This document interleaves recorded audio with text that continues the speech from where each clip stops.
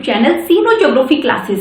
देखिए हमारे यहाँ 11th क्लास के एनसीईआरटी की ज्योग्राफी बुक भारत भौतिक पर्यावरण यहाँ कंटिन्यू चल रही है और उसमें हमारा चैप्टर चल रहा है 7th chapter, last and final chapter of this book, 7th chapter natural hazard and disasters यानी प्राकृतिक संकट और आपदाएं। इसके फर्स्ट 4 पार्ट हमने कर लिए हैं, वो आपको डिस्क्रिप्शन बॉक्स में मिल जाएंगे। आज हम करेंगे 5th पार्ट। प्लीज चैनल को सब्सक्राइब कीजिएगा ताकि मेरे आगे आने वाले वीडियो के नोटिफिकेशंस आपको मिल सके। चलिए अपना टॉपिक स्टार्ट करते हैं। देखिए नेचुरल हैजार्ड एंड डिजास्टर्स, इसमें हम कर रहे हैं क्लासिफिकेशन ऑफ डिजास्टर्स यानी आपदाओं का वर्गीकरण। देखिए हमने फर्स्ट जो 2 आपदाएं हमारी इसमें दे रखी थी, भूकंप और सुनामी यानी अर्थक्वेक और सुनामी, ये दोनों हमने कंप्लीट पढ़ ली है पिछली वाली वीडियोस में। आज हम पढ़ेंगे ट्रॉपिकल साइक्लोन्स यानी उष्णकटिबंधीय चक्रवात। देखिए जो ट्रॉपिकल साइक्लोन्स है वो भी एक बहुत बड़ी आपदा है। अगर हम इंडिया में देखें तो जो हमारा पेनिनसुलर एरिया है, जो साउथ वाला पार्ट है, उसमें ये आपदा बहुत अधिक विनाशकारी है, बहुत अधिक नुकसान पहुंचाती है। देखिए ट्रॉपिकल जो साइक्लोन्स है, साइक्लोन्स 2 टाइप्स के होते हैं। एक होता है ट्रॉपिकल साइक्लोन्स, दूसरा होता है टेम्परेट साइक्लोन्स यानी उष्णकटिबंधीय चक्रवात और शीतोष्ण कटिबंधीय चक्रवात। देखिए भारत में ये दोनों चक्रवात आते हैं। अगर हम देखें कि भारत में कहां कहां पे कौन कौन से चक्रवात आते हैं, तो देखिए जो इंडिया का ये वाला एरिया है, यहाँ पर जो ये कोस्टल एरिया है इंडिया का, यहाँ पर आते हैं उष्णकटिबंधीय चक्रवात यानी ट्रॉपिकल साइक्लोन्स। देखिए ये वाला जो इंडिया का जो साउथ वाला पार्ट है, ये किस में पड़ता है? ये उष्णकटिबंध में पड़ता है यानी ट्रॉपिकल टाइप की क्लाइमेट यहाँ पर पाई जाती है, इसलिए इस एरिया में आते हैं ट्रॉपिकल साइक्लोन्स। और इंडिया में यहाँ पर इधर सर्दी के मौसम यानी विंटर सीजन में यहाँ पर आते हैं टेम्परेट साइक्लोन्स यानी जो शीतोष्ण कटिबंधीय चक्रवात होते हैं वो इंडिया में यहाँ पर आते हैं। देखिए यहाँ पर विंटर सीजन में आते हैं। ये किस कारण से आते हैं? ये आते हैं जो हमारा वेस्टर्न डिस्टर्बेंसेस होता है विंटर सीजन में यानी जो पश्चिमी विक्षोभ होते हैं, उसके कारण विंटर सीजन में इस एरिया में आते हैं शीतोष्ण चक्रवात। और नीचे वाले एरिया में इधर और इधर यहाँ पर आते हैं उष्णकटिबंधीय चक्रवात। देखिए जो ये उष्णकटिबंधीय चक्रवात होते हैं ये बहुत अधिक विनाशकारी होते हैं। ये आते कब है, इनकी कंडीशंस कब डेवलप होती है, कब मतलब उष्णकटिबंधीय चक्रवात बनता है? जब यहाँ पर जो पानी है, इधर बंगाल की खाड़ी है, इधर अरब सागर है, जब इन समुद्रों का पानी, इन समुद्र का पानी जब 27 डिग्री सेल्सियस से ज्यादा इनका टेम्परेचर हो जाता है, मतलब बहुत ज्यादा गर्म हो जाते हैं, उस टाइम पर ये सिचुएशन क्रिएट होती है चक्रवात आने की। देखिए जब ये चक्रवात आते हैं तो ये अपने साथ क्या है, पानी भी लेकर आते हैं, क्योंकि ये क्या है, गर्म टेम्परेचर, यहाँ पर टेम्परेचर ज्यादा है। और जब ये हवाएं यहाँ से गुजरेंगी तो अपने साथ क्या लेकर आती है, ये ह्यूमिडिटी ले लेती है, वाष्प ग्रहण करती है पानी वाले एरियाज में से, समुद्र में से। तो इस तरह से जब वे हवाएं पानी लेकर आती है तो ये जो कोस्टल एरिया है हमारा, इन पर बहुत अधिक विनाश होता है, मतलब बारिश भी होती है, आंधी तूफान बहुत अधिक मात्रा में आते हैं। और ये सिर्फ इस कोस्टल एरियाज पर ही क्या करते हैं, बारिश करते हैं और यहीं पर ज्यादा तोड़फोड़ करते हैं, विनाशकारी ज्यादा होते हैं। डिस्ट्रक्शन भी सबसे ज्यादा तटीय इलाकों में होता है, क्योंकि जब ये हवाई तटीय इलाकों को पार करके जब अंदर जाती हैं तो अंदर जाने के बाद ये क्या है, अंदर जाने से पहले ही डिस्ट्रॉय हो जाती हैं। क्योंकि एक तो इनका जो पानी की सप्लाई है वो बंद हो जाती है। पानी की सप्लाई मतलब यहाँ से जब ये हवाएं इधर आती हैं तो उस सिचुएशन में ये इस समुद्र से वाष्प ग्रहण कर लेती है और तटीय इलाकों में उस पानी को फिर गिराती हैं, मतलब बारिश होती है तूफान के साथ। लेकिन जब ये हवाएं और अंदर जाती है तो उस टाइम पर इस तटीय इलाकों में पहुंचने के बाद पानी की सप्लाई उनकी बंद हो जाती है, क्योंकि पानी ग्रहण कहां से करेंगे, यहाँ पर तो स्थल भाग शुरू हो जाता है हमारा। तो इस तरह से ज्यादा डिस्ट्रक्शन करते हैं ये तटीय भागों में, अंदर जाने से पहले ही क्या है, ये डिस्ट्रॉय हो जाते हैं। तो अंदर वाले ये जो पार्ट है यहाँ पर इनका ज्यादा डिस्ट्रक्शन देखने को नहीं मिलता। तो उष्णकटिबंधीय चक्रवात क्या होते हैं? उष्णकटिबंधीय चक्रवात कम दबाव वाले उग्र मौसम होते हैं। देखिए यहाँ पर टेम्परेचर कम होता है, मतलब प्रेशर कम होता है। प्रेशर कम क्यों होता है? क्योंकि इधर समुद्र का जो पानी है, यहाँ का जो टेम्परेचर है वो बहुत ज्यादा हो जाता है। तो जहां पर टेम्परेचर ज्यादा होगा वहां पर क्या हो जाएगा, प्रेशर कम होगा। जहां पर टेम्परेचर ज्यादा होता है वहां पर प्रेशर कम क्यों होता है, क्योंकि टेम्परेचर ज्यादा होने के कारण जो हवाएं उसके ऊपर चलती हैं वो एकदम से गर्म होकर ऊपर उठ जाती हैं, और ऊपर उठती है तो वहां पर प्रेशर कैसा हो जाता है, कम हो जाता है। टेम्परेचर ज्यादा होता है, प्रेशर कम होता है, तो कम दबाव वाले ये उग्र मौसम के तंत्र होते हैं। 30 डिग्री नॉर्थ और 30 डिग्री साउथ अक्षांशों के बीच पाए जाते हैं। देखिए ये भूमध्य रेखा है, यहाँ पर इक्वेटर है, इधर 30 डिग्री नॉर्थ और 30 डिग्री साउथ, इनके बीच में ये चक्रवात पाए जाते हैं। क्योंकि यहाँ की जो क्लाइमेट है वो कैसी पाई जाती है, उष्ण कटिबंधीय यानी ट्रॉपिकल टाइप की क्लाइमेट पाई जाती है। ट्रॉपिकल टाइप की क्लाइमेट पाई जाती है तो वहां पर चक्रवात जो आएंगे वो भी कैसे होंगे, उष्ण कटिबंधीय होंगे, ट्रॉपिकल टाइप के होंगे। देखिए यहाँ पर जो ये भूमध्य रेखा है इसके आसपास क्या है, ये जो उष्ण कटिबंधीय चक्रवात है वो नहीं पाए जाते। वो हम आगे देखेंगे कि क्यों नहीं पाए जाते। तो मेनली अगर हम देखें तो 30 डिग्री नॉर्थ और 30 डिग्री साउथ के बीच में उष्णकटिबंधीय चक्रवात होते हैं, और ये आमतौर पर 500 से 1000 किलोमीटर क्षेत्र में फैला हुआ है। मतलब जब ये आते हैं तो इतने एरिया को क्या है, मतलब इतने एरिया में ये फैल जाते हैं, लगभग 500 से 1000 किलोमीटर, मतलब इतने बड़े, इतने विनाशकारी होते हैं ये। इसकी ऊर्ध्वाधर ऊंचाई 12 से 14 किलोमीटर हो सकती है। ऊर्ध्वाधर मतलब वर्टिकल कितने ऊंचे होते हैं, 12 से 14 किलोमीटर। देखिए जो हमारा शोभ मंडल है, जब हम वायुमंडल की जो परतें होती हैं, एटमॉस्फेरिक जो लेयर होती है, उसमें सबसे नीचे वाली लेयर जो शोभ मंडल होती है, लगभग शोभ मंडल तक इनकी ऊंचाई होती है। शोभ मंडल को लगभग कितने किलोमीटर की ऊंचाई तक माना जाता है, 14 किलोमीटर की ऊंचाई तक माना जाता है। तो लगभग 14 किलोमीटर की ऊंचाई तक ये उष्ण कटिबंधीय चक्रवात ऊंचे होते हैं। ये चक्रवात एक ऊष्मा इंजन की तरह होते हैं। इनको ऊर्जा प्राप्ति समुद्र सतह से प्राप्त जलवाष्प की संघनन प्रक्रिया में छोड़ी गई गुप्त ऊष्मा से होती है। देखिए ये चक्रवात एक ऊष्मा इंजन की भांति होते हैं। इसको ऊर्जा प्राप्ति समुद्र सतह से प्राप्त जलवाष्पों, मतलब ऊर्जा की प्राप्ति कहां से होती है, कहां से मिलती है, इसकी समुद्र सतह से प्राप्त जलवाष्प कैसे लेते हैं, क्योंकि समुद्र की जो सतह का जो पानी होता है, मतलब जो समुद्र का पानी होता है वो वहां टेम्परेचर ज्यादा होता है, बहुत गर्म पानी होता है। तो ये हवाएं जब उसके ऊपर से चलती है तो जलवाष्प मतलब ह्यूमिडिटी उठा लेती है वहां से, और उसकी संघनन प्रक्रिया में छोड़ी गई गुप्त ऊष्मा से होती है। देखिए ऊर्जा प्राप्त कहां से होती है, यहाँ पर गुप्त ऊष्मा दी गई। गुप्त ऊष्मा क्या होती है, जब किसी पदार्थ की अवस्था चेंज होती है, मतलब उसकी फॉर्म चेंज होती है, उस टाइम पर कुछ ऊष्मा को वो रिलीज करते हैं, कुछ ऊष्मा को एब्जॉर्ब करते हैं। तो उसको क्या बोला जाता है, उसको गुप्त ऊष्मा बोला जाता है। देखिए फॉर एग्जाम्पल अगर हम देखते हैं, जैसे आप चाय बनाते हो, जब चाय को छलनी में से आप ग्लास में छानते हो तो कई बार आपने फील किया होगा कि आपके हाथ पर जो उसमें से स्टीम निकलती है, भाप निकलती है, वो एकदम से आपके हाथ पर लगती है और वो बहुत गर्म होती है। चाय के कंपैरिजन में वो भाप गर्म होती है। तो वो जो गर्म भाप आपके हाथ पर लगती है उसको क्या बोला जाता है, वही होती है गुप्त ऊष्मा। मतलब चाय के अंदर एक गुप्त ऊष्मा जो भाप बनकर बाहर निकलती है वो गुप्त ऊष्मा होती है। जैसे आप रोटी का एग्जांपल लो, जब रोटी फूली हुई रोटी में से एकदम भाप निकलती है तो हमारे हाथ पर बहुत तेज लगती है वो, तो उस रोटी में वो गुप्त ऊष्मा होती है। तो इस तरह से उसको क्या बोला जाता है, गुप्त ऊष्मा बोला जाता है। तो ये चक्रवात एक ऊष्मा इंजन की तरह होते हैं जो इसको ऊर्जा की प्राप्ति समुद्र सतह से प्राप्त जलवाष्प। देखिए जब समुद्र की सतह से जलवाष्प उठाते हैं, ह्यूमिडिटी उठाते हैं, तो उसके साथ साथ उसमें क्या हो जाता है, उसमें गुप्त ऊष्मा भी उसके अंदर होती है। और जब संघनन की प्रक्रिया होती है, संघनन मतलब जब वो मतलब जैसे भाप के रूप में बनकर पानी ऊपर उठा, ऊपर जाने के बाद जब टेम्परेचर कम हो जाता है वापस वो लिक्विड फॉर्म में आ जाता है, पानी की फॉर्म में आ जाता है। जब पानी बनकर नीचे बरसता है तो उसको क्या बोलते हैं, संघनन की प्रक्रिया। तो जब वो पानी बनकर वापस नीचे गिरता है तो उसमें से जो गुप्त ऊष्मा उसके अंदर थी वो क्या हो जाती है, रिलीज हो जाती है।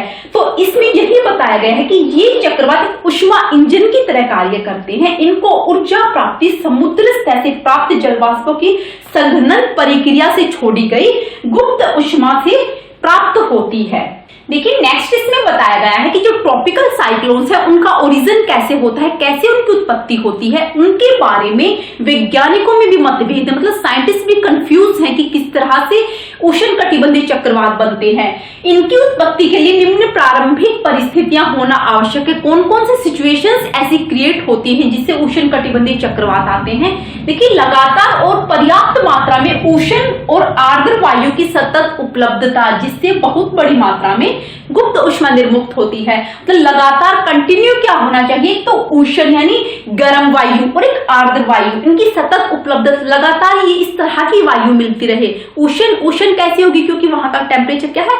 गर्म हो जाता है। 27 डिग्री सेल्सियस से ज्यादा समुद्र का टेम्परेचर हो जाता है, तो गर्म हो गया। आर्द्र कैसे होगी? टेम्परेचर गर्म होगा तो जो उसके ऊपर हवाएं चल रही है वो वहां से क्या उठा लेगी? समुद्र से ह्यूमिडिटी उठा लेती है, आर्द्रता उठा लेती है, तो उनकी सतत उपलब्धता प्राप्त होती रही है ऐसी वायु की। और बहुत बड़ी मात्रा में क्या है? गुप्त ऊष्मा निर्मुक्त हो। देखिए, गुप्त ऊष्मा मैंने आपको पहले बताया था कि गुप्त ऊष्मा क्या होती है, कि जब समुद्र की सतह से गर्म वायु जब क्या उठाती है, नीचे से पानी उठाती है, वाष्प उठाती है, तो अपने साथ क्या एब्जॉर्ब कर लेती है? वो गुप्त ऊष्मा को। और जब संघनन की प्रक्रिया होती है तो गुप्त ऊष्मा क्या है? रिलीज हो जाती है। तो ये सिचुएशंस एक होनी चाहिए उष्णकटिबंधीय चक्रवात आने की। दूसरी क्या है कि तीव्र कोरियोलिस बल जो केंद्र के निम्न वायुदाब को भरने ना दे। देखिए, कोरियोलिस बल क्या होता है?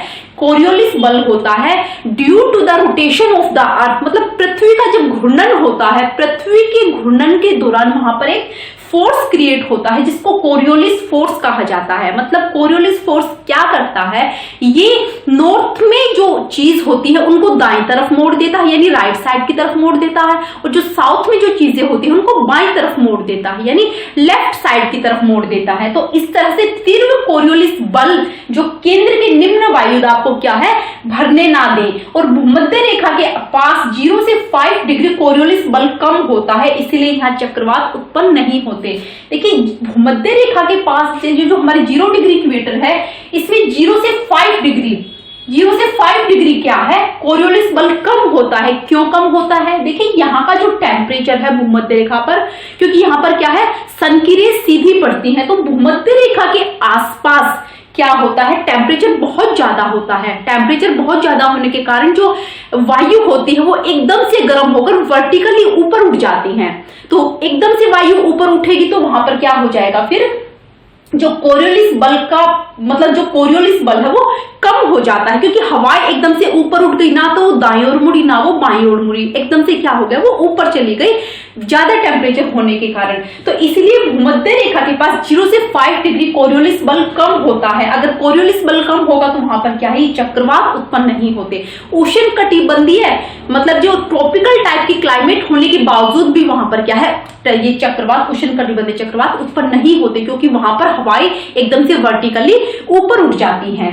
क्षोभ मंडल में अस्थिरता, जिससे स्थानीय स्तर पर निम्न वायुदाब क्षेत्र बन जाते हैं, इन्हीं के चारों ओर चक्रवात भी विकसित हो जाते हैं। देखिए, क्षोभ मंडल में अस्थिरता मतलब ऐसा माना जाता है कि ध्रुवों की तरफ यानी पोल्स वाले एरिया में और ये जो भूमध्य रेखा यानी इक्वेटर वाला एरिया है, यहाँ पर जो क्षोभ मंडल की ऊंचाई है वो उसमें डिफरेंस होता है। इसलिए क्षोभ मंडल में अस्थिरता, जिससे स्थानीय स्तर पर क्या है? निम्न वायुदाब का क्षेत्र बन जाता है, और इन्हीं के चारों तरफ क्या उत्पन्न होता है? चक्रवात उत्पन्न होते हैं। देखिए, जो निम्न वायुदाब का जो लो प्रेशर का एरिया होता है, यहाँ पर इस लो प्रेशर वाले एरियाज में क्या है? हवाएं बाहर से अंदर की तरफ चलती हैं, मतलब बाहर जो हाई प्रेशर वाला एरिया है वहां से हवाएं लो प्रेशर की तरफ चलती हैं इस लो प्रेशर वाले एरिया को भरने के लिए। तो इस तरह से हवाएं इस तरह से यहाँ पर चलती हैं इसको भरने के लिए। तो और जो ये साइक्लोन्स आते हैं, ये जो उष्णकटिबंधीय चक्रवात है, ये बहुत बड़ी बहुत तेज हवाएं होती है, एकदम तूफान की तरह इस तरह से गोल गोल गोल गोल घूमते हुए ये आते हैं, बहुत ज्यादा एरिया ये कवर करते हैं। तो इसलिए इसमें यही बताया गया है कि क्षोभ मंडल में अस्थिरता, जिसके कारण स्थानीय स्तर पर क्या हो जाता है? निम्न वायुदाब का क्षेत्र बन जाता है, और निम्न वायुदाब के चारों तरफ ही क्या बनते हैं? ये चक्रवात भी वहां पर विकसित होते हैं, डेवलप होते हैं। लेकिन नेक्स्ट हम बात करेंगे कि उष्णकटिबंधीय चक्रवातों की संरचना कैसी है।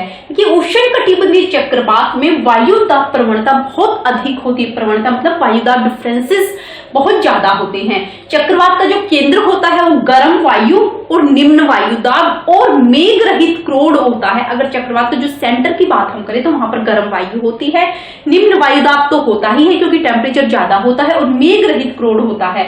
इसे तूफान की आंख भी कहा जाता है, क्योंकि यहाँ इस चक्रवात के साथ क्या है? बहुत तेज आंधी और तूफान आते हैं, इसीलिए इसको तूफान की आंख भी कहा जाता है। केंद्र से पवन पट्टी का विस्तार अगर देखें तो कितना है, 10 से 150 किलोमीटर होता है। इसके बाद हम देखेंगे कि भारत में चक्रवातों का क्षेत्रीय और समयानुसार वितरण कैसा है, किस तरह से ये समयानुसार फैले हुए हैं, किस तरह से आते हैं। देखिए भारत की आकृति प्रायद्वीपीय है। प्रायद्वीपीय मतलब भारत क्या है, 3 तरफ से किससे घिरा हुआ है, पानी से घिरा हुआ है। इसके पूर्व में बंगाल की खाड़ी और पश्चिम में अरब सागर है। अगर हम इंडिया का मैप देखें तो इंडिया में क्या है, उसकी ईस्ट वाले पार्ट में अगर देखें तो वहां पर क्या पाया जाता है, बे ऑफ बंगाल, और वेस्ट वाले पार्ट में उधर जो समुद्र होता है वो कौन सा होता है, अरेबियन सी होता है। यहाँ आने वाले चक्रवात इन्हीं 2 जलीय क्षेत्रों में पैदा होते हैं। देखिए इधर बंगाल की खाड़ी है, ईस्ट में वेस्ट में अरब सागर है, तो इन्हीं 2 जलीय क्षेत्रों में ये चक्रवात उत्पन्न होते हैं, वहीं पर इनका ओरिजिन होता है। मानसून मौसम के दौरान चक्रवात 10 से 15 डिग्री उत्तर अक्षांशों के बीच पाए जाते हैं। अगर मानसून मौसम के दौरान हम देखें, जब इंडिया में मानसून आता है तो उस दौरान ये चक्रवात कहां पर होते हैं, ये 10 से 15 डिग्री उत्तर अक्षांशों के बीच पैदा होते हैं, वहां पाए जाते हैं। और बंगाल की खाड़ी में चक्रवात अक्टूबर नवंबर में बनते हैं। बंगाल की खाड़ी में कब बनता है चक्रवात, अक्टूबर और नवंबर के महीने में। यहाँ ये चक्रवात 16 से 21 डिग्री उत्तर और 92 डिग्री पूर्व देशांतर से पश्चिम में पैदा होते हैं। जुलाई में ये सुंदरवन डेल्टा के करीब 18 डिग्री उत्तर और 90 डिग्री पूर्व देशांतर से पश्चिम में उत्पन्न होते हैं। यहाँ इन जगहों पर ये चक्रवात उत्पन्न होते हैं। अगर इनके परिणाम देखें, मतलब चक्रवात आने के बाद क्या होता है, कितने ये मतलब हैवी पड़ते हैं तटीय इलाकों में, तो उनका परिणाम क्या है। देखिए चक्रवातों की ऊर्जा का स्रोत उष्ण आर्द्र वायु से प्राप्त होने वाली गुप्त ऊष्मा है, जो हमने पहले भी पढ़ ली है। समुद्र से दूरी बढ़ने पर चक्रवात का बल कमजोर हो जाता है। देखिए चक्रवात का बल समुद्र से दूरी बढ़ने पर कैसे कमजोर होता है, क्योंकि समुद्र के ऊपर से जब वो जाते हैं तो अपने साथ क्या है, वहां से क्या उठाते हैं, जलवाष्प उठाते हैं और तटीय इलाकों में जाकर वो बारिश भी करते हैं और आंधी तूफान भी लेकर आते हैं। जैसे जैसे समुद्र से दूरी बढ़ती जाती है वैसे वैसे क्या है, उनकी पानी की सप्लाई खत्म हो जाती है, मतलब वो नीचे से पानी उठा नहीं पाते और दूरी बढ़ने के साथ चक्रवातों का जो बल है वो क्या हो जाता है, कमजोर हो जाता है। तो जो अंदर वाले पार्ट है, तटीय इलाकों से जो अंदर वाले एरिया है, वहां पर इन चक्रवातों का ज्यादा असर नहीं पड़ पाता। भारत में जैसे जैसे चक्रवात बंगाल की खाड़ी और अरब सागर से दूर जाते हैं वैसे वैसे उनका बल क्या हो जाता है, कमजोर हो जाता है, क्योंकि अंदर जाने के बाद वो डिस्ट्रॉय हो जाते हैं, कमजोर पड़ जाते हैं।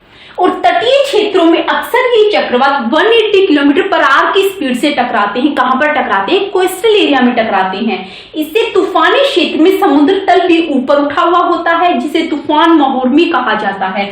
तूफान महोर्मी मतलब जो स्टॉर्म सर्ज होते हैं, मतलब स्टॉर्म सर्ज होते हैं कि हवाएं अपने साथ समुद्र के पानी को उठाकर कहां पर धकेलती हैं, तटीय क्षेत्रों में धकेलती है, कोस्टल लाइन पर धकेलती हैं। और इस तरह से तूफानी क्षेत्र में समुद्र तल क्या है, हवाओं के साथ समुद्र का जो तल है, जो वाटर लेवल है, वो भी हाई हो जाता है और पानी कहां पर जाता है, सीधा कोस्टल एरिया में जाता है। इससे तटीय क्षेत्र में बस्तियां, खेत किसमें डूब जाते हैं, पानी में डूब जाते हैं और फसलों और कई प्रकार के मानवकृत ढांचों का क्या हो जाता है, विनाश हो जाता है। देखिए विनाश होना, तो विनाश होता है तो उष्ण कटिबंधीय चक्रवात क्या है, एक तरह से एक डिजास्टर है। देखिए जब ये उष्ण कटिबंधीय चक्रवात आते हैं तो काफी अधिक मात्रा में जो समुद्र का पानी है वो कहां पर जाता है, तटीय इलाकों में जाता है। मान लीजिए देखिए तटीय इलाका अगर कहीं से ऊपर होगा तो अगर यहां से समुद्र का पानी टकराया, एकदम से टकरा के इधर चला गया, तो यहां का जो एरिया है वो किससे भर जाएगा, समुद्र के पानी से भर जाएगा। और जब ये तूफान रुकेगा, जब ये चक्रवात खत्म होगा, उसके बाद जो यहाँ पर पानी आया है वो तो यहीं पर रहेगा, वो वापस यहाँ पर नहीं जाएगा, क्योंकि ये जो ये एरिया है ये क्या है, ऊपर उठा हुआ है। तो इस तरह से यहाँ पर जब ये पानी इकट्ठा हो जाता है, क्योंकि समुद्र का पानी कैसा होता है, लवणीय होता है, सलाइन वाटर होता है, नमकीन होता है, तो यहाँ की जो अर्थ है, यहाँ का जो खेत, जो यहाँ का एरिया है वो कैसा हो जाता है, उसकी मिट्टी नमकीन हो जाती है। तो इस तरह से अगर मान लीजिए यहाँ पर कोई खेत है, यहाँ पर क्रॉप्स, फसल कोई उगी है, तो सारी की सारी फसल क्या हो जाती है, वो फसल तो खराब होनी ही है क्योंकि वो पानी में डूब जाती है। लेकिन आगे आने वाले समय में भी ये जो एरिया है ये कैसा हो जाता है, ये फसल उगाने लायक नहीं रहता, क्योंकि इसमें सैलिनिटी इतनी बढ़ जाती है जिसमें प्रोडक्शन बहुत कम या ना के बराबर होता है। तो इस तरह से जो उष्ण कटिबंधीय चक्रवात है, इसके और भी बहुत सारे इफेक्ट पड़ते हैं। जैसे अगर कहीं पर पानी इकट्ठा हो गया तो वहां पर क्या है, जो वाटर बोर्न डिसीजेस हैं वो वहां पर हो जाएंगे, अगर काफी समय तक वहां पर पानी भरा रहा।